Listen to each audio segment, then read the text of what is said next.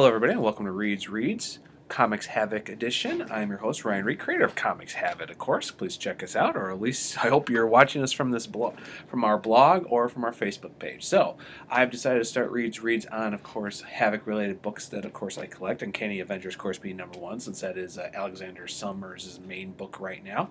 So, I want to talk a little bit about good old Uncanny Avengers number 5. I'm going to get right to the pros. First of all, I still enjoy the story. I think the setup for the Avengers Unity team has been very well done, especially as Alex as team leader, and the fact that Steve has decided to leave him pretty much be in charge. Captain America still serves as a member because, let's face it, between mutants and Avengers members, I think it works really well having Captain America there, even though, he's a little busy with the main teams and everything, no longer part of New Avengers, but of course involved heavily with the team as well as Thor and everything, get some of the big bruisers and everything. I actually like the recruitment here for Wonder Man, Wasp, and Sunfire, who are three very favorites of mine and everything else, especially how Wolverine recruits Sunfire between everything. That's really well done.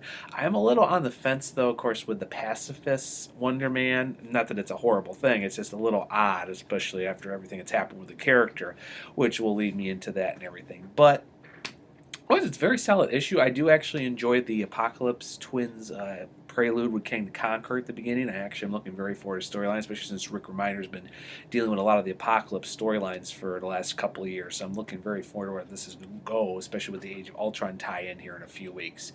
So let's lead to the cons. As much as I'd love to have the Grim Reaper back, who's one of my top characters and everything, I didn't like how it was depicted with him and everything. I get it. He's kind of now into this whole, well, hey, I was brought back to life for no reason. Maybe once I take out the Scarlet Witch and you, brother, I can finally have peace. But as we all know from previous appearances, the Grim Reaper has never found peace because he's died actually a couple of times and been brought back in both spirit form and real form by the Chaos King and by some other characters. But it seems to be, especially at the end when Rogue accidentally, supposedly, kills the Grim Reaper just by punching him when she apparently didn't really hit him that hard.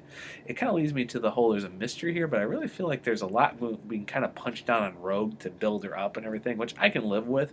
But after everything that happened with her in X-Men Legacy and a couple other issues, especially during Avengers vs. X-Men, I feel like Rogue is kind of going through the ringer a little too much. I mean, I can understand her plight with the Scarlet Witch. I'm fine with that, as well as everything been going on between Steve Rogers and the Scarlet Witch, because there was a little something going on there before Avengers Disassembled happened. So I don't have a problem here, and I really love the fact that Alex is being kind of the front runner now for Xavier's dream a little bit more, and Wolverine is part of that, as well as doing his for the school, and Cyclops is where he is. But, let's face it, Cyclops has had his points, but I think I'm looking really forward to seeing what the more at odds between Alex and Scott Summers will be in upcoming issues here, especially with all new X-Men, and I know it's coming up soon in Uncanny Avengers after the first year's over. So I am actually going to give the issue a solid 4 out of 5 stars here. I think it was a very good issue. I'm loving the series, and I can't wait to see where it's going to go with the next storyline with the Apocalypse Twins, as well as the upcoming stuff here with more of the build-up for the return of Onslaught with the Red Skull. So